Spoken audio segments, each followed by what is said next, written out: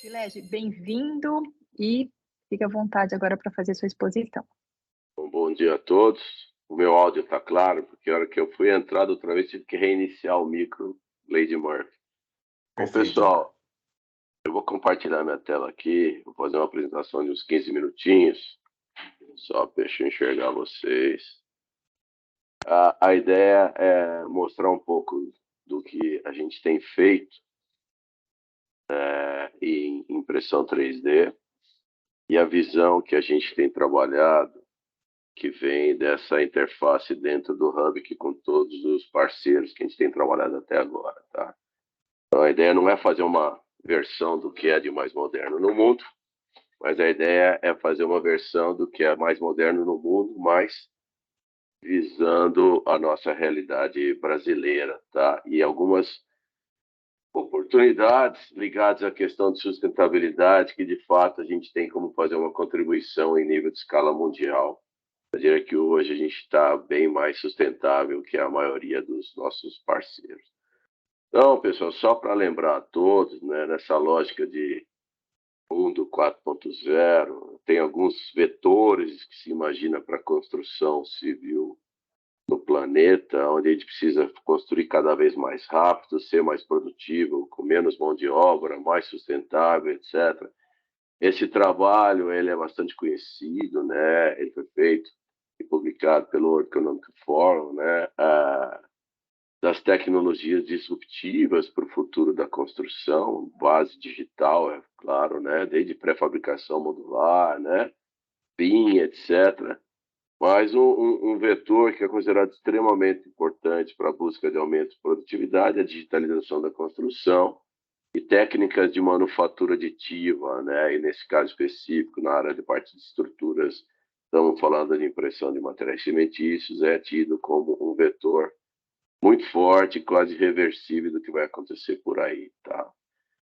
Existem muitas técnicas, eu não vou discutir entre as variantes, a gente vai ficar mais focado, né, na que tem tido mais descarte pelo mundo afora, que é a técnica de extrusão de fio, né? Essa é uma imagem famosa já de uma obra feita nos Estados Unidos por essa construtora Arco. Isso era, uns tempos atrás, uma imagem visionária, essa capacidade de depositar camada sobre camada e controlar ao que está sendo aplicado, colocando o material só no lugar certo que você quer. Mas isso se tornou muito inspirador, porque ficou até meio romantizado, porque você se livra da necessidade de formas, né? De formas e como trabalhar com qualquer forma. Então, meio que o apelido de manufatura aditiva por impressão 3D é a liberdade das formas e das formas, né? Porque do ponto de vista ambiental, já não ter forma no teu processo já é algo que você tem que levar em conta do ponto de vista de custo e desmaterialização da construção, né? Então, a impressão 3D não é a comparação de quilo de material por quilo de material. Você tem que pensar sistemicamente em todo o teu processo. Isso permitiu aos arquitetos, às indústrias de prefabricar a viajar, né, na capacidade de design. É óbvio que na curva de aprendizado, a gente vai falar bastante de jornada de aprendizado aqui, porque é a visão do Humphrey, né? O pessoal começa com os elementos pequenos, vai estudando como é que estrutura. Então, hoje já é muito frequente a questão de prefabricação, sobretudo já indo para mobiliários urbanos. Já há uma série de protótipos, onde o Humphrey está muito focado nessa visão aqui, né, de como você, de fato, construir construção de grande escala de moradias populares ou moradias mais sofisticadas, né, por manufatura aditiva, lembrando que impressão 3D está substituindo a alvenaria, não vai substituir o vidro, tá? Tinha gente que imaginava que tudo seria 3D, mas não é, você continua sendo um construtor, não é um robô que faz, até que surjam os outros sistemas digitais de automação, tá? As coisas estão subindo, hoje você já tem edifícios de grande porte sendo feitos em 3D, né?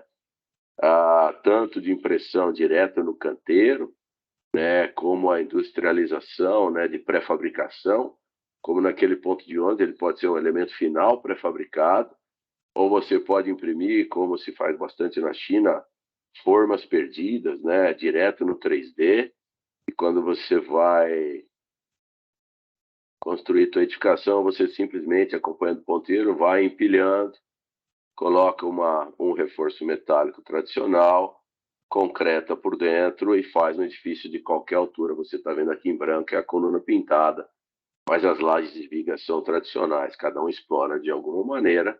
Depois a gente pode debater vantagens desse tipo de solução, né, que já está no mercado há mais de 10 anos, e tem crescido bastante, que te permite economizar muito no material que vem dentro, né? Então você trabalha sistemas híbridos, tá? Muita questão de infraestrutura customizada, né? Você vai produzir escadas, elementos, etc., para o canteiro, diminuindo a necessidade de intervenção da obra. Você adapta o que você vai fazer para o local para não ter que gastar muito tempo em serviço. O ganho está nos outros sistemas. Você não está fazendo um elemento melhor, você está fazendo um elemento mais fácil, mais barato e ajustado à topografia. Ou você pode, de fato, ser mais disruptivo no projeto e fazer estruturas com muito menos massa se você dominar ferramentas como otimização topológica de projeto, que vai te demandar uma série de geometrias específicas que ficam extremamente difíceis e custosas de serem feitas com tecnologias de formas convencionais. Essas possibilidades também estão associadas a vários tipos de equipamento, né? Aquela ideia do robô, né? Colocando massa, hoje já é muito realidade, indústria de pré-fabricados, né? Um silo com uma massa seca, um misturador contínuo, água adicionada, bombeio, um braço robótico convencional, normalmente da indústria automobilística, né?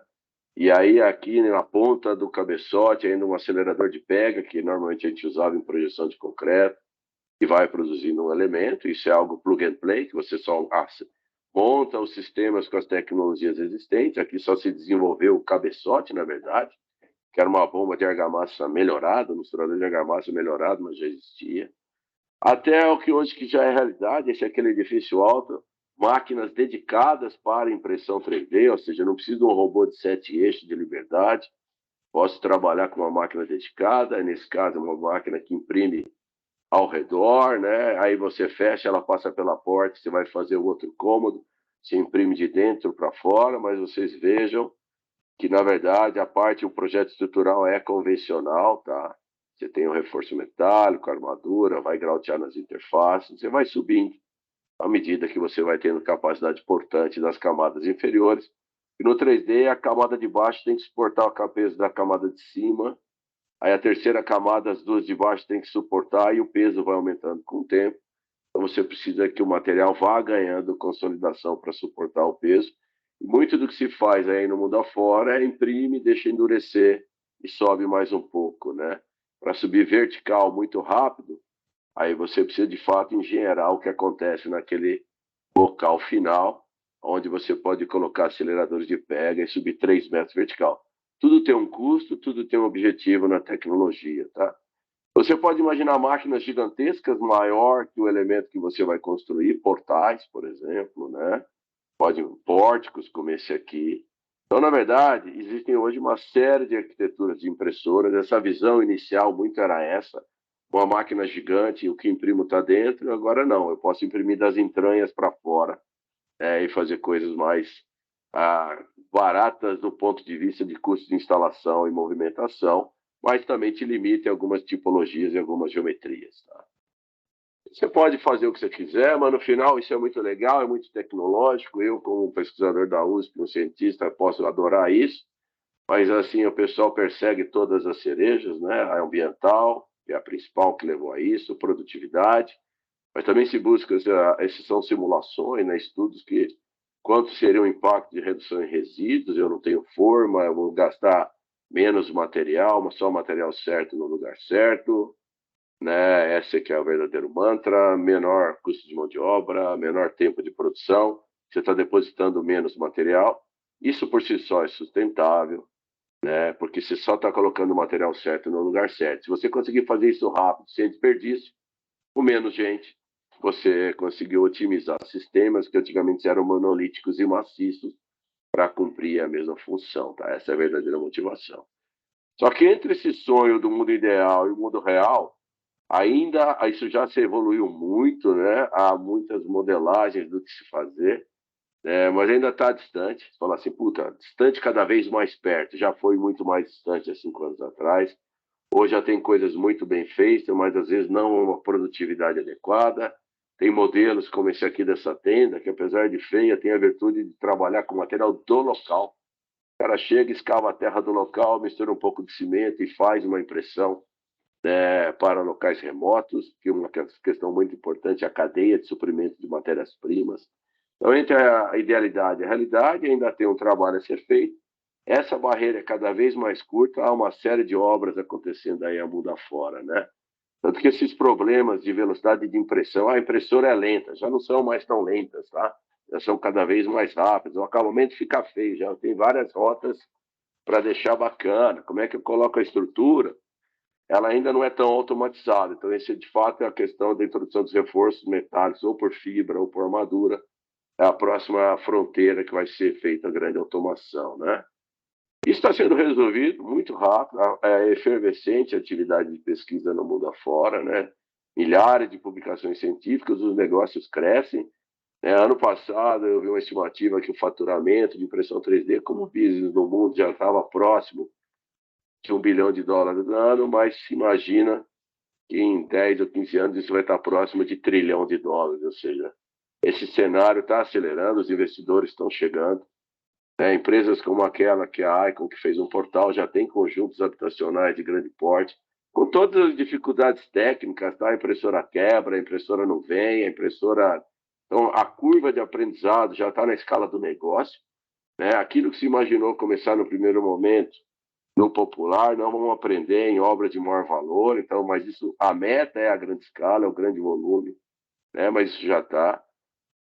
Também começou a se achar ganhos onde você não imaginava ganhos, né? Assim, putz, onde eu posso fazer 3D para que eu não precise fazer de outro jeito. Então, cresce muito o uso de 3D para infraestrutura, tá? Infraestrutura customizada ou elementos que eu não conseguiria fazer por outra tipologia. Então, essas são torres, né? Que geralmente são feitas de pré-fabricados, eólicas, mas que o custo, o deslocamento é complexo, os caras estão trabalhando nisso. A GE, por exemplo, acabou de investir num centro de pesquisa, comprou parte de uma empresa para chegar a torres de 200 metros de altura. Quando chegar a essa altura, você gera 40% mais de energia na mesma turbina. Então, você começou a pagar a conta, tá? Bom, isso é meio que falando generalidades do que é o 3D no mundo. Agora vamos trazer para a nossa realidade Brasil, né? O problema que tem sido que quando você vai formular para 3D, você tem que tomar cuidado de não perder a vantagem ambiental na tua formulação, né? Você precisa superar os impactos ambientais. E quando você analisa as formulações de 3D pelo mundo, isso só é um gráfico com 25, a gente já tem mais ou menos 150 formulações mapeadas mundo afora. De maneira geral, preto é o consumo de cimento médio, verde são as adições geralmente reativas, né? O consumo dos 3D estão aí de 400 a 1.200 quilos de cimento metro cúbico. Então, toda aquela vantagem do material certo no lugar certo, desmaterialização, você perde o lado ambiental e o lado econômico em excesso de materiais cimentícios na sua formulação. E isso é um contrassenso, um contraponto. O desafio mundial, então, é não perder o que seria as vantagens ambientais. Esse é um gráfico famoso que mostra o que é o impacto de eficiência e depois ambiental de uma formulação. Então, há reconhecimento mundial que as formulações 3D ainda não são tão ambientalmente corretas e não são tão baratas, porque para a sua solução tecnológica, elas precisam de bastante ligante. Isso, a verdade é porque quanto menor for o teor de água para você fazer uma formulação eficiente, mais difícil é a trabalhabilidade, e controlar a trabalhabilidade de 3D é mais complexo, né? Vou mostrar um pouco agora do que é a nossa visão e como é que a gente tem feito esse controle de trabalhabilidade, que é o trabalho que a gente tem feito em pesquisa e desenvolvimento, que a partir do desafio da cozinha e do grupo de trabalho, que a gente vai discutir bastante, a gente começou, cara, nós temos que trazer isso exatamente para a nossa realidade brasileira. Nós temos que ter competitividade, produtividade, baixo custo, mas impacto ambiental baixíssimo. Então, trabalhar formulações com excesso de cimento é contra a visão. Então, a gente quer trabalhar nesse mantra: baixa pegada ambiental, baixos tempos de execução e baixos custos. Então, aquele alvo global, nós botamos uma ambição, né, de trabalhar aí nessa faixa abaixo de 300 quilos. Começamos as primeiras formulações na casa abaixo de 300, 288 quilos de ligantes total. fomos mais agressivos no desafio, falando, não, nós queremos trabalhar entre 200 e 300, dependendo do desempenho mecânico, não pode ser uma questão de trabalhabilidade, né? Queremos, de fato, índice de eficiência de formulação muito elevados, mas queremos chegar nessas formulações com matérias-primas muito simples, né? Para que a questão de custos chegue bem. Então, vamos usar substituição ao cimento, provavelmente areia, filler e calcário, eu não vou entrar com materiais pozolânicos, adições reativas, coisas desse tipo, que impactaria bastante em custo no que a gente faz. A gente, então, com isso tem trabalhado e já chegamos, a gente trabalha numa abordagem que a gente chama high flow, né? Alto teor de filler, baixa demanda d'água, high filler, low water. E esse care aqui é que como é que a gente trata a parte da trabalhabilidade, a gente chama isso de caracterização reológica estendida, tá? Isso só para exemplificar, para a gente falar um pouco do Hub, porque esse é um case que a gente testou 5 formulações, todas com o mesmo abatimento, né? E fomos fazer a impressão 3D dela. Só que em vez de ir direto para a impressora, a gente passa no nosso ciclo de caracterização. Quando a gente olha o 3D, pessoal, isso já é uma contribuição Hub, né? Contribuição da Poly para o mundo afora. A gente não olha só a massa saindo da impressora, começa lá no misturador, tem que misturar fácil. Só que a gente não pega a opinião do misturador só olhando para a massa, a gente mede os esforços de mistura do material, através de técnicas como geometria de concreto, por exemplo, né? Aqui, a massa vermelha e a massa azul vão ficar fluidas, mas você vai gastar um tempo danado misturando ela, perdendo produtividade, e o que a gente nunca quer. Quando eu perdi tempo, geralmente o usuário final vai botar um pouco mais de água para não ficar fluida logo, nós perdemos sustentabilidade. Então, isso, esse tempo que você fica misturando, o esforço, você vai converter em energia elétrica e é dinheiro que você também perdeu em eficiência de mistura. No final, a gente quer também que seja bombeável, né? Então, quando você vai bombear, não adianta olhar se ela é fluida, né? Super interessante quando a gente traz alguém que tem prática de bombas de argamassa e olha as nossas formulações, ele fala, não vai passar na bomba porque não é fluida. Aí a gente, como reologia, fala assim, mas por que precisa ser fluida para ser bombeável, né? Existe um perfil reológico de bombeabilidade que depois que eu misturo eu posso ciclar dentro do reómetro e falar, olha, essa vermelha e azul vai precisar de uma puta pressão de bomba, muito mais forte para misturar.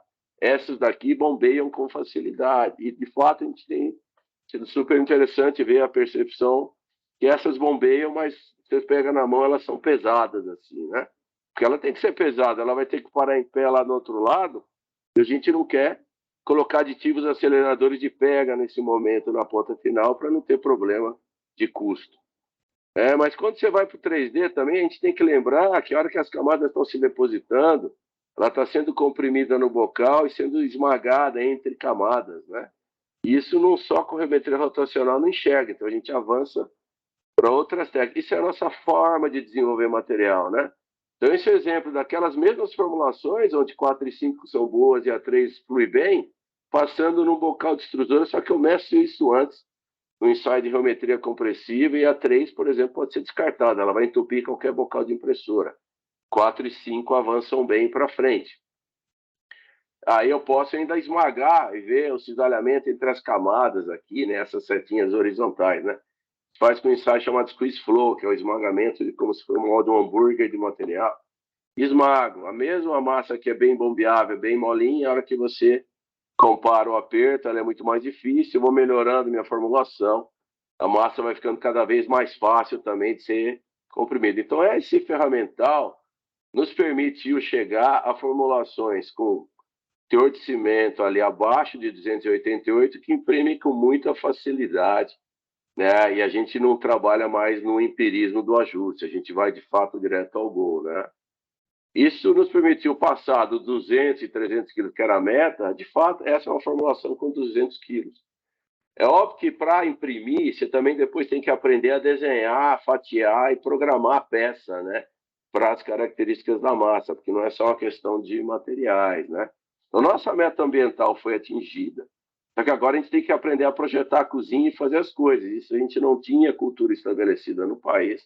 E a gente decidiu que dentro do laboratório, que eles vão ver deitados, tem um monte de equipamento, o mais importante foi entender que para imprimir é uma sucessão de eventos em série, que começa no projeto, tecnologia de equipamento, sequência de roteirização, como é que eu dou acabamento na peça, como é que eu ponho reforço, qual que é a parte de trabalhabilidade, que eu discuti um pouco com vocês, como é que eu integro com os demais sistemas de edificação.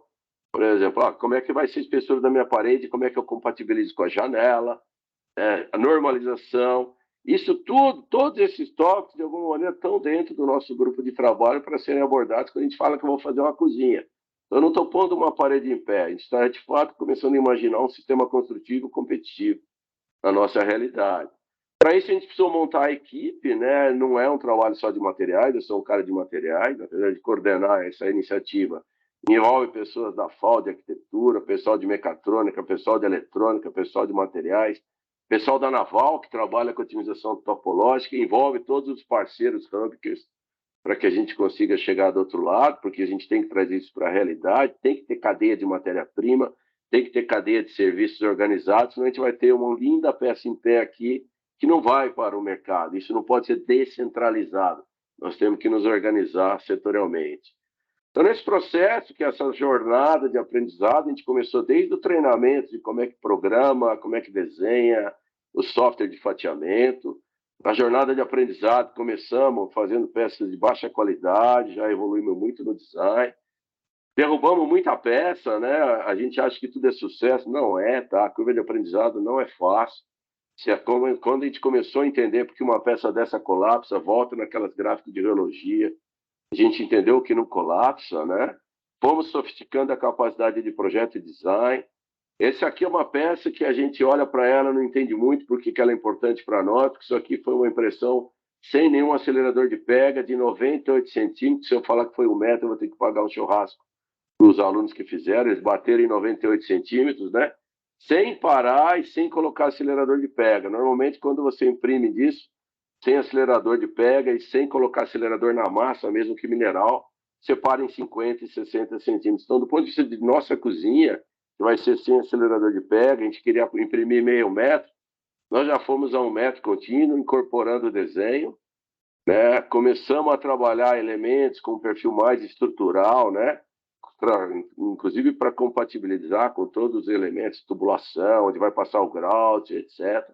Então, já deixou só de ser um lado mais arquitetônico, já começou a ver seu lado mais funcional. E aí fomos para o projeto da cozinha, que na verdade é uma grande união, organizada pelo HUBC, né, pelo time do grupo de laboratório e com os HUBCers, para que a gente chegue de fato do outro lado com uma solução tecnológica viável. Eu não quero fazer um paper de impressão 3D do pilar mais alto e mais bonito, né? Já está bem avançada a parte de projeto, a modelagem arquitetônica, a gente já tem trabalhado a parte de... Isso aqui vai ser revisado, porque junto o professor Graziano, que está olhando a parte de projeto estrutural, as conexões, as integrações. A cozinha é para ser funcional, tá? É para funcionar, para a gente fazer o churrasco do Hub aqui dentro. O mobiliário já está sendo pensado, né? A gente tem avançado em todas essas frentes. Ela já está meio que desenhada, como é que vão ser os elementos, quando vocês visitam lá o hub, que você já vê em pedaços impressos, dos vários segmentos, parte contínua, parte descontínua. Um lado é para simular um site, outro lado é para simular pré-fabricação. Os elementos atingiram 1,5 metro de impressão contínua, com algumas ainda falhas de bombeamento, mas chegou 1,5 metro de impressão contínua sem colapsação, né? Que já é bastante, e na arquitetura do que vai ser a parede da cozinha, então a gente já pode imaginar que eu vou imprimir a cozinha no limite só em 2 camadas de impressão, 1,5 metro paro, mais 1,5 metro chego. O mobiliário urbano já está sendo desenvolvido, né? E a gente sempre faz um teste, né? E a gente convida geralmente as pessoas menos delicadas para nos ajudar a testar os mobiliários, porque tem que funcionar em qualquer lugar, né? Então, esse projeto aqui, que é o que estava na cozinha, era muito bonito, mas o Fernão quebrou ele, porque não tinha resistência para o design, eu teria que ter uma formulação mais alta, mas não tem problema, já foi revisitado, já está sendo impressos mobiliários que suportam as cargas, né, independente de reforço, porque essa peça aqui não tem nenhum reforço metálico, por exemplo, né? E ela tinha que se tornar autoportante e suportar o Fernão pisando nela, independente de qualquer coisa. Então, o Fernão é o nosso corpo de prova para desgaste acelerado, né? Brincadeira com ele, o Fernão tem ajudado bastante no projeto, assim como o Cláudio. Né? A coisa avança, a gente tem que provar que funciona, todo mundo quer sentar, e não adianta sentar um, tem que sentar 3, 4, né? Tirar a perna do chão, porque todo mundo acha que vai quebrar, né? Então tem parado, tem funcionado, aqui é a visita do pessoal da Arcelor ao laboratório. Então, assim, pessoal, temos avançado bastante. Eu quis falar brevemente o que está fazendo, vocês vão ver detalhes do Hub. Importante hoje agora essa mesa redonda que vem depois. Então, nesse período, nós focamos na montagem do laboratório, na montagem do grupo, desenvolvimento de formulações ecoeficientes que estamos bastante avançados, metodologia para desenvolver qualquer formulação quando for necessário, que não adianta acertar uma formulação na sorte, tem que, de fato, fazer. Evoluímos muito na capacidade de design e agora estamos chegando em coisas tangíveis e reais para compartilhar junto com vocês, tá bom? Tá bom, obrigada. E acho que assim é um motivo de orgulho mesmo, né? Quando a gente pega lá atrás, acho que num período de 1 ano, quanto nós aceleramos aí o desenvolvimento. E acho que a gente pode falar sem nenhuma modéstia que nós somos benchmarking até mundial, né? Parabéns. Agora eu convido aqui o Hugo Albuquerque, que é coordenador de P&D da MRV, o Manfredo, que é o gerente regional Latam da SICA, Fernando Paulino, que é sócio fundador da ProBuild 3D, e o Fernando Green, que é CEO da ForConstru, para uma mesa redonda que vai ser comandada pelo Carlos Massucato. Então, por favor, sejam bem-vindos. Massucato, fique à vontade, o palco é seu agora. Pessoal, bom dia. Como tem muita gente de fora hoje, assim como a Eliana, eu e a Eliana, nós fazemos a gestão e a coordenação do Hub, mas a gente tem uma certa obsessão com o tempo, porque o virtual todo mundo tem seus compromissos externos. Nós trouxemos aqui o Manfredo, o Hugo e os dois Fernandos, porque na verdade são empresas que já têm potencial de implementação no mercado externo e no mercado nacional, para ter uma certa interação conosco e passar para vocês algo relevante da questão 3D. Então, nós vamos perder muito tempo abrindo a nossa rodada da mesa redonda, começando o nosso ping-pong, mas entre vocês, entre nós, ficamos abertos aqui dentro da nossa lógica. Eu queria pedir um pouco de uma ajuda para o Manfredo, o depoimento do Manfredo. Manfredo, bom dia. Cara, compartilha com a gente, na verdade, a importância do projeto Hub, que na sua visão, para nós termos a formatação da produção, a evolução da argamassa, dos aditivos estão relacionados ao projeto 3D, dentro da cadeia da construção, qual a relevância do Hub e essa integração com o mercado? Você que atua na linha de mercado global, não é só nacional, de produções de argamassa e aditivos. Manfredo, por favor. Bom dia, Massucato, bom dia a todos.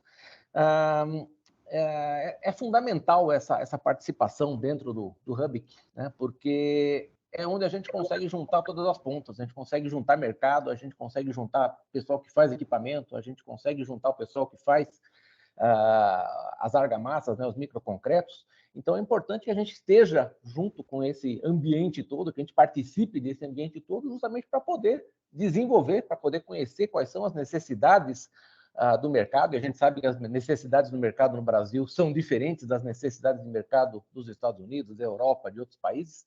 Então, a gente tem que realmente conhecer o que se quer fazer de impressão 3D no Brasil, né? E vão ter diversas soluções aí, não vai ser uma solução única para atender, porque são diversos tipos também. Tem o pessoal de pré-fabricados, tem o pessoal de construtoras, tem o pessoal que quer fazer um mobiliário urbano. Então, são muitas as necessidades que a gente tem que conhecer especificamente cada uma delas para poder desenvolver as nossas soluções com a parceria do Hub. E a partir daí a gente consegue atender esse mercado como um todo, né?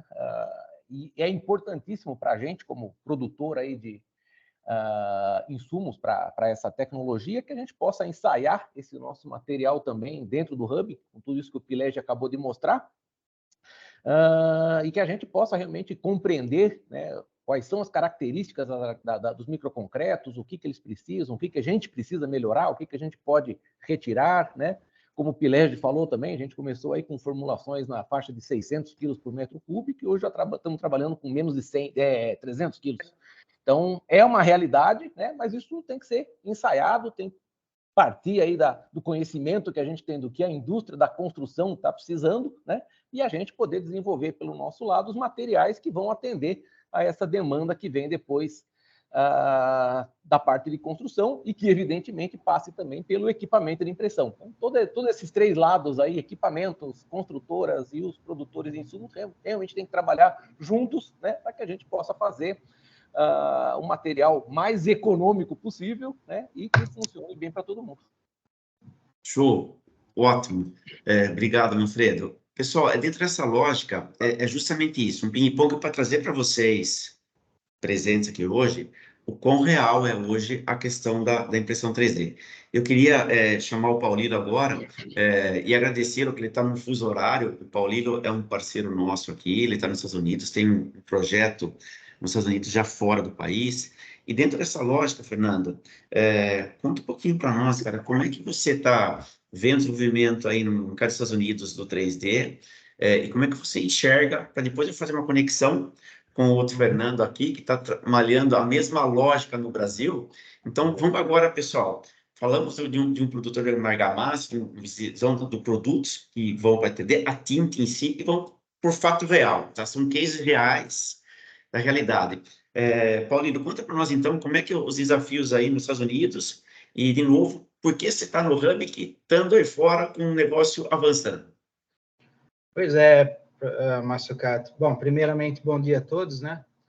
Aqui nos Estados Unidos, a gente tem uma série de empresas que já estão bem avançadas, né? Na parte de equipamento, materiais, processo, que esse é o tripé, né? É o material, o equipamento e o processo, é o como fazer, né? Que vai desde como fazer a impressão 3D em si, desde o design até você efetivamente concluir aquela parede ou aquela construção, né? Até você interagir e sincronizar com outras etapas da construção, né? Que isso é muito importante também. Então, aqui a gente tem muitos players no mercado, tecnologias diferentes, como o professor Rafael falou, né? A gente tem impressoras grandes, impressoras braço robótico, impressoras que são adaptadas, né, especificamente a 3D. Então, é uma diversidade muito grande aqui nos Estados Unidos e a nossa visão é fazer um sistema simples, leve, fácil de você instalar, fácil de você movimentar, que possa fazer módulos, possa fazer impressão no site, né? E assim por diante. Estados Unidos evoluído. No Brasil, a gente acredita que a parceria com o Hub é o caminho para a gente entender, primeiro, como o Manfredo falou, né? As demandas locais, o que significa, né, impressão 3D no Brasil. A construção muda muito, né, de país para país. Aqui nos Estados Unidos, por exemplo, você vai para o norte dos Estados Unidos, as casas são todas de framing de madeira, né? Aqui na Flórida, não, a gente já tem blocos e aí frames e etc. Aí no Brasil, a gente tem a construção com tijolo, né, que é mais comum, blocos. Então, primeiramente no Hub, que a gente tem esse ambiente, né, para fomentar essa networking entre empresas que estão trabalhando com materiais, equipamentos, processos, né? E a gente acredita que o Hub que é o melhor caminho para a gente alinhar essa visão, né? E adaptar a nossa solução da ProBuild para o mercado brasileiro também. Joia, Paulino. Green, vamos passar para o Green agora numa visão nacional. Pessoal, o Fernando, o outro Fernando agora, acho que o Fernando foi o primeiro cara que colocou a máquina para rodar com a gente, a parceria, desde o comecinho da impressão 3D. Agora o Fernando está aqui num outro mundo, num outro mercado. Fernando, compartilha conosco aqui como é que é o desafio brasileiro que você já está trilhando a sua jornada da impressão aqui conosco. Green, compartilha com a gente um pouco da sua experiência num outro mercado, totalmente diferente do Paulino por enquanto. Perfeito. Primeiramente, agradecer a todos aí pelo momento. Eu acho que o Hub que vem fazendo essa conexão muito importante para a impressão 3D. Falar em impressão 3D, para mim, é um exercício muito prazeroso. Porém, impressão 3D, cara, é só a pontinha do iceberg. Eu acho que juntando tudo que o pessoal falou, Pilégio, Moscato, aqui, a gente está falando da impressão, a execução final. Lá na ponta, a gente está falando que eu posso imprimir com um robô, com trolley, enfim, com um portal da N-Forms. Agora, o fluxo da massa, do produto, os aditivos, tal, cara, então acho que o Hub que conseguiu conectar todos esses interessados, vamos falar assim, dentro do mercado brasileiro, adotando as palavras do Pilege, se a gente fomentar isso no Brasil, parar em pé, máquina, equipamento, processo, aditivos, cara, a gente está altamente competitivo a nível mundial. Então, eu acho que é aí que usar o laboratório da USP, da BCP, em função da gente desenvolver os melhores traços e tal, eu gosto de olhar um mercado paralelo. À frente da Latina Group, a gente desenvolveu portais, software, máquinas, processos, literalmente a indústria 4.0 para mais de 30 setores. E a indústria da construção civil altamente estacionada no tempo aí há 5 décadas, como todos os palestrantes falam nesse sentido. Então, não basta a máquina, o processo, a gente tem que desenvolver desde o software de engenharia, a gente tem que pensar na normatização. Anteriormente, a gente se filiar ao Hubk, eu tinha uma equipe de pesquisa e desenvolvimento de traços, massas, tal, sistemas de extrusão, a gente abriu mão disso. Hoje a gente não está desenvolvendo mais a argamassa ser impressa. Nós estamos há 5 anos buscando pesquisa e desenvolvimento nesse sentido, 4 anos incubados. Esse mês aí está fazendo literalmente 1 ano que a gente foi a campo, mudou totalmente a nossa estratégia. Estamos buscando cases do mercado para a gente entender aonde para em pé. Executamos obras corporativas, aí mudando totalmente a pegada, falando em não ter telhado, a gente poder chover numa área impressa. Agora com as casas de alto padrão em São José do Campo totalmente pré-fabricadas. Estamos com outro projeto para silo para armazenagem de grãos que vai evoluir esse projeto para a região do Mato Grosso. Aí a gente já está buscando volumes de obra, utilizando a tecnologia de impressão, onde o negócio começa a parar em pé, fomentar. E a próxima evolução, se eu conseguir fazer os galpões pré-fabricados usando as tecnologias, é ir para os prédios pré-fabricados e construção de edifícios. Então, hoje, como a gente parou de se preocupar com as argamassas impressas, a gente está mais preocupado com a ponta. A ponta seria o quê? Como que isso para em pé financeiramente? Eu não tenho linhas de financiamento, Caixa Econômica, Bradesco, tal, para financiar minhas obras feitas em impressão. Então, estamos conversando com fintechs, fundo de investimento, para buscar recursos financeiros para fomentar esse tipo de construção. Então, eu acho que a modelagem do negócio em si, falando da impressão, a gente tem que pensar na cadeia num todo, desde o laboratório, da pesquisa e desenvolvimento da argamassa, toda a cadeia de fornecimento dos aditivos, da argamassa, a logística, uma argamassa, daqui a pouquinho desenvolver uma argamassa ensacada, cuidar da logística disso, fornecedores de máquina e equipamentos como nós, como o Fernando, parceiro lá nos Estados Unidos. Eu não vejo concorrência a nível mundial, já tivemos parceria com outras startups aqui do Brasil nesse setor. O mercado é tão grande que só no Brasil tivesse 100 empresas concorrentes da Forconsul, tinha mercado para todas elas aí durante décadas de trabalho. Então, acho que o trabalho colaborativo é muito importante. E o Hub que faz essa conexão, então, para a gente é um prazer muito grande. Hoje a gente terceiriza com o Hub aí a dor de cabeça da argamassa, ensaiar e tal, e vamos no que a gente é bom, desenvolver máquina, processo. Hoje a gente olhando os cabeçotes de extrusão antigo com 3 eixos, totalmente ondulados, a gente conseguiu melhorar o nosso cabeçote com 4º eixo, que eu posso acoplar ele, extrusão do quadrado, retangular, acoplar ele seja no robô, num trolley, no portal. Enfim, hoje, o nosso foco maior é buscar cases para a gente ter volumes de construção. Então, estamos construindo no alto padrão, entregamos uma obra, vamos iniciar mais 3 agora, na região de São José dos Campos, a construção de galpões agora na região do Mato Grosso, a construção da área mercado corporativo, a gente entregou uma obra de visibilidade mundial, aí foi fechado o Nestlé da Suíça, agora estamos com mais 2 obras muito bacanas, que tem tudo para ser executado no próximo ano. Enfim, a gente está com muita expectativa e a gente acha que o mercado ainda nem começou, não está nem engatinhando. Então, é claro que quem está desbravando sofre um pouquinho mais, mas bebe água limpa. E o Hub, que aí é nosso parceiro, a gente vive se encontrando com o Pilete, com o Vanderlei, uma vez por mês estamos almoçando e discutindo aí, pontuando algumas questões, ajustando os altímetros, aí a gente como inventor de máquina sempre está, às vezes, já lá no mundo da lua, não, volta um pouquinho aqui, ajusta aí, eu acho que é muito interessante aí essa troca de expertise aí. Mais uma vez, obrigado. Obrigado, Fernando. Legal o depoimento. Sempre lembrando que, assim, que a gente não abre mão aqui é a questão do pré-competitivo, está todo mundo junto, então o Hub tem um pouco desse cenário. Cara, eu acho que, assim, queria agora passar a palavra para o Hugo, pessoal, porque tem que ter um propósito, e eu acho que tanto o Hugo da MRV, como o Rafael da Direcional, nos chamaram e colocaram aqui no canto de uma sala, falaram, amigo, beleza, cara, vai fazer casa, constrói, acontece, viabiliza, como é que montar a cadeia. Então, toda essa lógica da jornada de se levantar, a cozinha, e principalmente, eu queria já falar um pouco, agradecendo os dois, acho que isso que é legal, pessoal, a questão da pré-competição, dois concorrentes fortes em mercados, aqui no Hub, que sentam junto, para ter algo em comum para todo o setor. Então, eu queria pedir, passar a palavra para o Hugo, como uma grande construtora, um player super relevante no mercado. Hugo, conta para nós como é que vocês enxergam o mercado de 3D e a relevância para o setor, a questão da proposta do 3D. Hugo, por favor. Bom dia a todos. Como já tudo dito aí, até a ordem das respostas aqui na mesa, né? Você veio desde o início da produção, da cadeia construtiva até o final do usuário, né? Da tecnologia. Faz todo sentido o que nos motivou a entrar no Hub, que juntamente até com a direcional aí, foi essa integração da cadeia e esse dinamismo. E soluções sustentáveis do ponto de vista amplo, econômico, ambiental e social.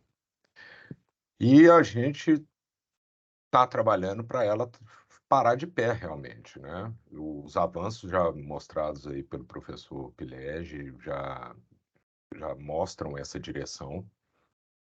Tem um grande fit com o mercado de baixa renda, né? Hoje nós estamos usando aí o sistema de parede de concreto, que tem forma, montador, leva um ciclo maior. No futuro, você põe uma impressora e você consegue, né, naquela busca que a gente tem pelo déficit habitacional. Então, é uma solução com altíssimo potencial, tá? E a integração do Hub é fundamental estar dentro disso e esse dinamismo, né? É isso. Show. Pessoal, vamos. A gente vai ter uma sessão depois de perguntas e respostas, mas quem conhece, tem muita gente de fora hoje. Hoje é um evento aberto. O Hub tem uma metodologia de trabalho, a gente trabalha internamente, nas fábricas de projeto, um pequeno comitê, vai estruturando. Então, estamos praticamente hoje abrindo para toda a sociedade, para o meio técnico, científico, e quem quer que seja, que façam parte da cadeia de construção, o kick-off do projeto do impressão 3D. Tá? O Hub que tem uma estrutura de 3D já estruturada, a gente abre isso para o setor para agregarmos pessoas, para sentarmos à mesa. Nós não temos solução de nada, a gente constrói as soluções juntos, mas numa lógica. O que tem que sair daqui tem que se transformar num negócio. Então, isso aqui não é um projeto de pesquisa para transformar em paper. Se não entrega aqui a nota fiscal, não faz parte da proposta do Hub. Então, agora, para o próximo passo, Eli, se me permite, e Letícia, que quem manda são elas, aqui a gente só brinca aqui, quem manda aqui é a mulherada. Eu acho que agora entra o pessoal para apresentar para vocês a proposta do 3D. Estou certo na programação, Letícia? Por favor, assume o comando. Isso, agora, na verdade, eu vou apresentar para vocês um vídeo que foi gravado pela equipe da Portal 3D. Antes, eu vou me apresentar. Então, eu sou a Letícia, eu sou arquiteta urbanista e eu também trabalho na gestão do Hub, que é coordenação, junto com o Massucato e a Eliana. Eu vou compartilhar aqui minha tela e mostrar o vídeo que foi preparado para vocês.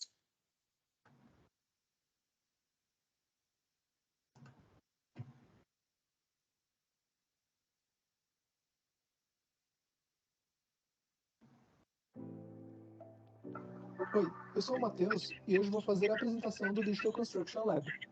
Logo na entrada, podemos ver um display de componentes fabricados utilizando diferentes técnicas e materiais, entre os quais damos grande destaque para componentes fabricados por impressão 3D. Em seguida, podemos ver que o laboratório está equipado em sua infraestrutura com uma fazenda de impressão 3D, possibilitando atividades que envolvam prototipagem rápida e o desenvolvimento de processos de manufatura em pequena e média escala. Além disso, o laboratório conta com uma cortadora a laser, capaz de cortar materiais como papel, madeira e fibrocimento, com espessuras que variam de 1 a 20 milímetros. Continuando pelo espaço, contamos com a estrutura de uma pequena oficina contendo equipamentos como serra de fita, policorte, lixadeira de bancada, dentre outros. Na sequência, podemos ver a máquina de vacuum forming, que é capaz de produzir formas de componentes.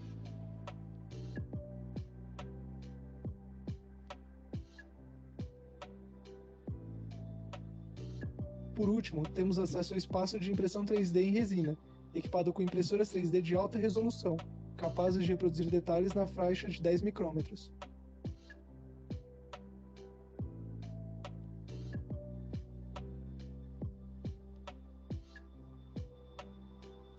Atravessando o espaço de manufatura fina do DC Lab, temos acesso ao setor de manufatura pesada, onde podemos encontrar nossas duas impressoras 3D de grande porte. Uma delas com rota cartesiana e em sistema de pórtico, e a outra baseada no modelo de braço robótico.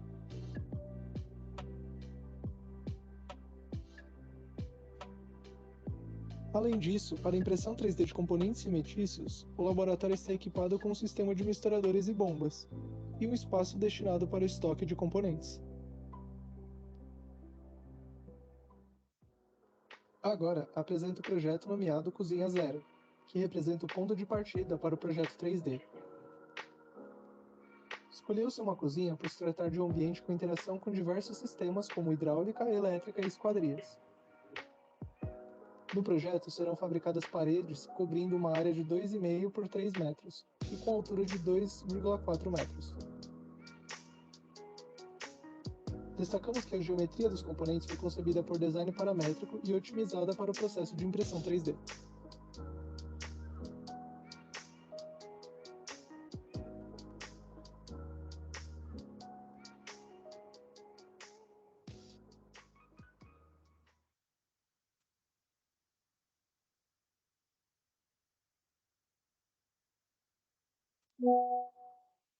Agora, então, para seguir com a nossa programação, eu vou chamar de volta o Carlos Massucato para conduzir a parte das perguntas e respostas. Pessoal, estamos recebendo aqui algumas perguntas, está entrando aqui de diversas frentes, mas eu queria primeiro fazer uma direção aqui. Esse ano tem uma pergunta aqui do Fábio, da FARP Tecnologias, dos comitês de normalização de manufatura da BNT. Ele gostaria de perguntar para, acho que vou encaminhar isso aqui para o Rafael, no primeiro momento. Qual o tamanho do mercado atual da manufatura aditiva na construção civil brasileira? Quantas toneladas de concreto são produzidos hoje? Começa aí, Rafa, e eu concluo depois um pouquinho, tá ok? Te ajudo. Eu diria que no mercado brasileiro, os primeiros projetos estão saindo agora, tá? Tem cases, meia dúzia de casinhas feitas por aí. A gente tem acompanhado uma primeira obra no Sul, né? O Fernando da Forconsul já fez uma primeira casa, fazendo cascas de pré-fabricados. Então, o mercado ainda é embrionário e em potencial. Tá? No Brasil ainda não tem um mercado estabelecido. Assim, né? O mercado fora, mundial, que é a referência que nos traz para cá, e por isso que nós estamos. Ano passado, ele já foi quantificado na casa de $1 bilhão, né? E a estimativa, acho que saiu um valor econômico, dessas de juros, ele se imagina até 2040, está chegando próximo a $1 trilhão, assim, né? Ele vem na esteira da aumento do custo de mão de obra, né? E escassez de mão de obra, e amadurecimento das máquinas. As máquinas são cada vez mais rápidas, tá? No início do 3D, a velocidade de impressão era 6 milímetros por segundo. Hoje já tem equipamentos comerciais imprimindo a 150, 200 milímetros por segundo. Em vez de uma camadinha fina de 5 milímetros, um slab de quase 10 centímetros. Ou seja, o volume depositado, né, por hora tem ficado muito grande e está chegando à competitividade. Tá? O número que se tinha, que quando o pessoal fosse capaz de depositar acima de 120 litros por minuto, seria compatível em custo com as tecnologias de parede de concreto convencionais. Então, mas o mercado brasileiro ainda é embrionário e não há normalização. Então, o que o Hub quer é justamente pegar, além dos trabalhos esportes, unificar num case com toda a cadeia e iniciar junto ao IPT, que está se aproximando como parceiro, os estudos que vão nos encaminhar à orientação de normalização no mercado brasileiro. Mascato? Joia. Vamos lá. Daí eu estou com uma segunda questão aqui agora, que é da Rafaela, do Cefet de Minas. A visão de vocês sobre o desenvolvimento de materiais alternativos do 3D com aplicação de materiais argilosos e de mineração, por exemplo. Eu preciso voltar talvez fazer um ping-pong aí com o Manfredo e com o Rafael. Você quer começar, Rafa, passar a bola para o Manfredo? Olha, Rafaela, todas as matérias alternativas são muito, muito, muito, muito bem-vindas, tá? Assim, né? É sempre uma questão de compatibilidade reológica, desempenho mecânico e durabilidade, e logística e custo. Então, no final, assim, tendo matéria-prima disponível, que trabalhe bem, etc., muito bem-vinda. Quando você chega nesses consumos que a gente tem orientado, o Manfredo falou bem que a Sika está chegando, você troca cimento por algum outro fino, né? Se você tiver finos no teu quintal, baratos, que venham de rejeitos, muito bem-vindos, né? Assim, acho que todo produtor não vai fazer uma matéria-prima, uma formulação barata, trazendo matéria-prima de fora do país para cá, né? Ele sempre vai procurar na regionalidade. É ou não é, Manfredo? Não, perfeitamente. O pessoal até pode pensar, a Sika ia falar o contrário, mas não vai não. A Sika não é um fabricante de cimento, a Sika não é um fabricante de areia, a Sika não é um fabricante de agregado, a Sika é um fabricante de produtos químicos. Então a gente pega cimento, areia, agregado e tudo, bota junto com os nossos produtos químicos para fazer uma tinta, né, que seja printável, né, e que atenda aí às necessidades do mercado. Então, se a gente tiver que substituir tudo isso por qualquer outra coisa, não tem problema nenhum, porque a gente tem absoluta certeza que produto químico vai ter que ter nessa tinta, né? Para acertar toda a reologia, etc, etc. Sem química é muito difícil de fazer. Mas utilizar aí qualquer tipo de resíduo é muito bem-vindo e a gente está disposto aí a tentar qualquer alternativa, não tem problema nenhum. Show de bola. Pessoal, recebi uma aqui pelo WhatsApp. Não vou apresentar, porque eu quero pedir uma certificação. Mascata, acho que o Fernando quer fazer, o Fernando Green quer fazer um complemento. Pois não, Fernando, pois não. A gente fez alguns testes de extrusão com solo cimento, com argila, com gesso. Então tem muito que se desenvolver, na verdade, no sistema de bombeamento. Além da parte química, aí, como o Manfredo bem mencionou, a gente tem desenvolvido um mecanismo para isso acontecer. A gente conseguiu alguns cases bacana aí, desenvolvendo, imprimindo com composições com terra, com argila e com gesso. E então eu acho que tudo é possível. Eu acho que a impressão 3D vai abrir um leque muito grande de novos materiais aí e vindo na mão aí das pegadas de baixa emissão de carbono aí. Só queria contribuir com isso. Joia. Paulino? E aqui nos Estados Unidos a gente teve vários projetos também com Adobe, né? Que é bem aquilo que o professor Rafael comentou. Você cava o chão ali, o próprio solo da construção, na verdade, zero cimento, né? Ali você tem outros componentes, você mistura com água e imprime. Lógico que o acabamento, a qualidade, né, muda completamente, mas é uma habitação do mesmo jeito, né? Show. Pessoal, eu vou, por uma questão lógica, pela pergunta que eu recebi aqui pelo WhatsApp, eu vou mandar a pergunta para o Rafael, mas de uma forma bem genérica a nossa resposta, mas o Rafael está me perguntando aqui qual é o custo estimado de um equipamento que imprime 3D. Então, só para colocar, pessoal, não é muita impressora, há um complexo para a coisa ser impressa. Tem bomba, tem cílio, tem toda uma coisa. Então, Rafael, com uma estimativa para passar para o mercado aqui, para quem está me perguntando aqui, quanto nós podemos estimar hoje o custo de um equipamento que fizesse uma impressão 3D? Eu posso até falar o que eu queria pagar para o Paulino e para o Green, que brincadeira, né? Assim, né? É a hora da negociação. Não, gente, depende muito, tá? Assim, quando você vê um gantry daqueles gigantes como uma Cobalt, uma Icon, são máquinas que você não vai fazer uma casa única, você vai pagar uma máquina aquela de 500 mil euros a 1 milhão de euros a impressora mais o sistema, tá? E tem máquinas que vão trabalhar na casa de 30 a 40 mil dólares, assim, né? Então, tudo depende a proposta de sistema construtivo. Quando o Paulinho falou que o projeto deles é uma máquina menor, mais leve, etc. Eu não estou pondo preço na tua máquina, tá, Fernando? Porque, assim, é nessa visão. Eu vou te vender uma máquina mais barata, você vai imprimir o teu quarto, vai botar um trilho do lado, fazer um pedaço da parede e vai mudar ela de lugar. Mas aí o teu custo não é só da máquina, tá? Quando você compra uma máquina, você tem que pensar em todo o start dela na obra. Uma máquina grande, você vai ter que fazer base, fundação. Você faz um projeto de instalação da máquina antes de ligar a máquina. Então, você vai ter os custos de transporte, você vai ter os custos de instalação, vai ter custo de fundação. Aí terminou, você vai ter os custos de desmontagem para levar para outra casa. É óbvio que essa máquina te dá uma produtividade, um tipo de tipologia. Outro modelo de negócio é uma máquina leve, pequena, que eu vou te fazer elementos menores e você vai fazer. Muito do nosso desafio como cozinha aqui, nos equipamentos que a gente tem trabalhado, a gente fica falando muito mal da massa, mas o que a gente quer imaginar, assim, para certas tipologias, qual é o sistema construtivo e de equipamentos mais competitivo.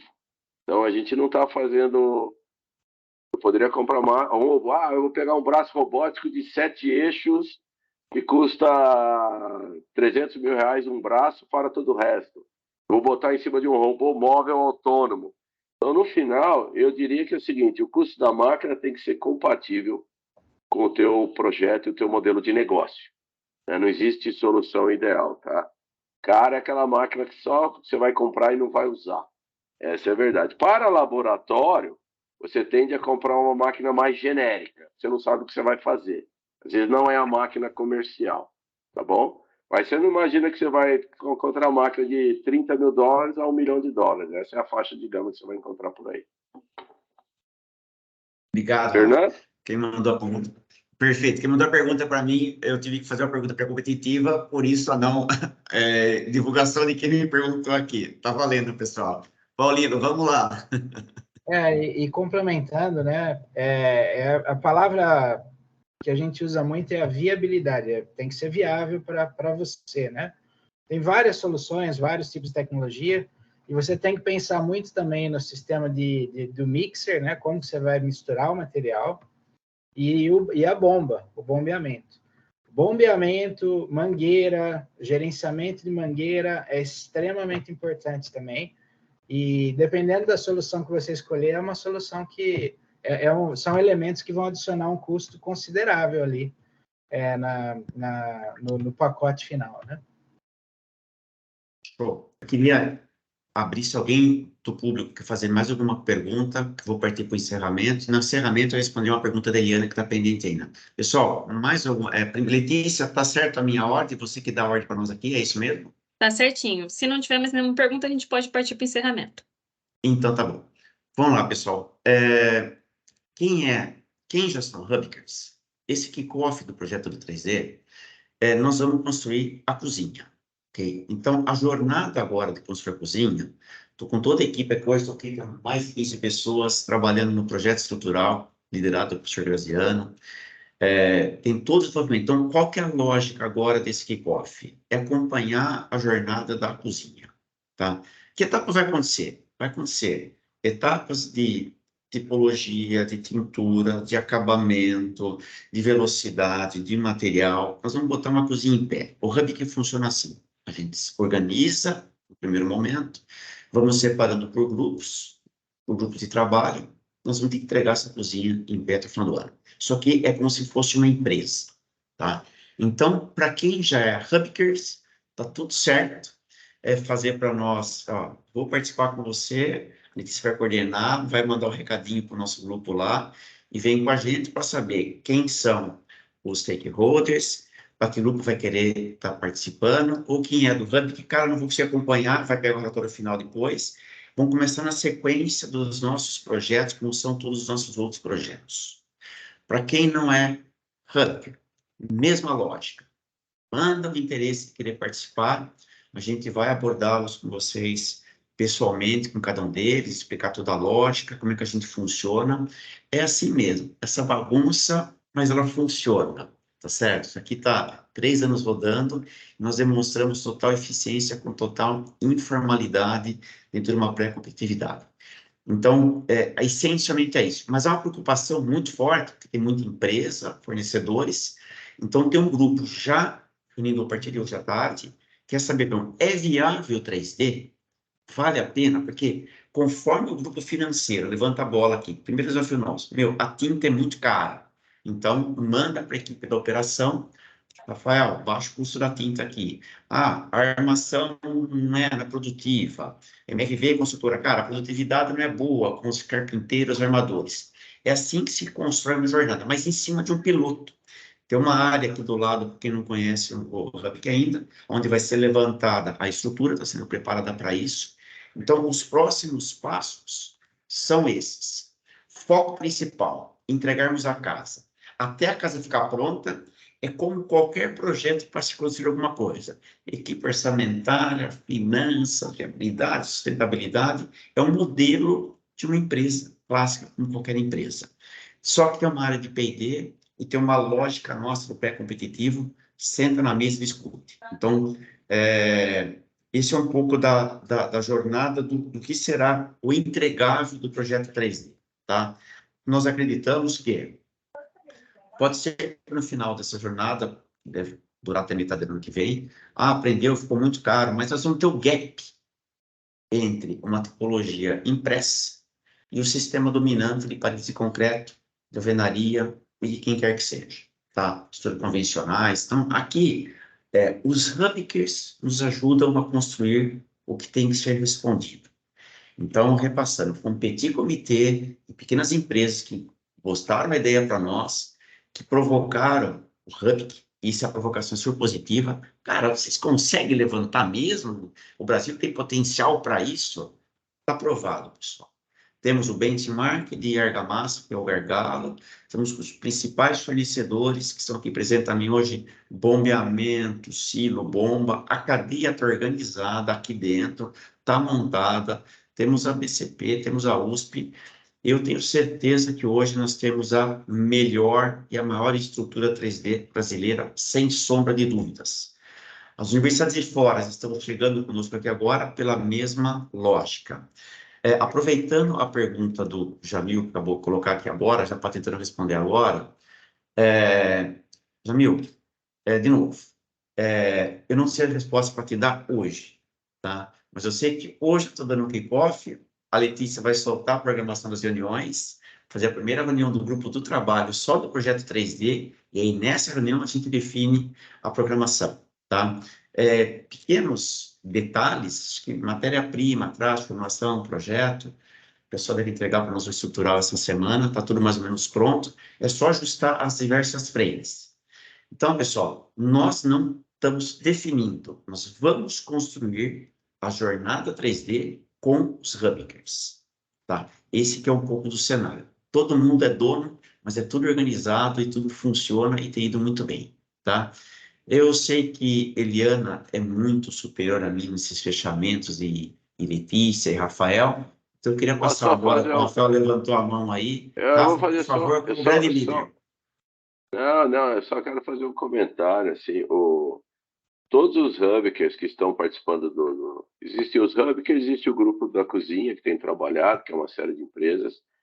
A gente tem como interesse que todos que já estão participem, né, e nos deem ideias do que fazer e do que colocar, das suas tecnologias, do que gostariam de ver materializado no nosso projeto. Se não for viável, a gente fala, não dá para fazer, se for viável, a gente vai inserir, tá? Do aditivo, da Sika, de outros parceiros, ao aço, ao etc., né? A impressão 3D de cimento, a impressão 3D de cerâmica, vocês viram no vídeo a xícara lá, né? A xícara é de uma empresa produzida, Jamil aí é da Duracell, e ele é um Hubker, ele faz impressão 3D de cerâmica, e ele a cozinha vai ter os cobogós cerâmicos e vai ter a xícara que vocês vão viver lá dentro. Tudo naquela cozinha vai ser 3D, tá? Até o prato. Então, a ideia que o Mascato colocou, o projeto é nosso. A nossa função é trazer isso para o mundo real. A espessura da parede foi definida aí pela direcional MRV, eu quero 10 centímetros, a gente queria 20. Por que 10? Porque é 10, que é assim que vai ser o nosso tema construtivo. Fazer para 10 uma paredinha de 3D que parou em pé foi um tremendo de um trabalho, mas parou em pé. A ideia é que o projeto seja de muitas mãos e o nosso caminho é botar isso para funcionar de uma maneira segura. Beleza? Eu agradeço a todos aqui, né, e Eliana.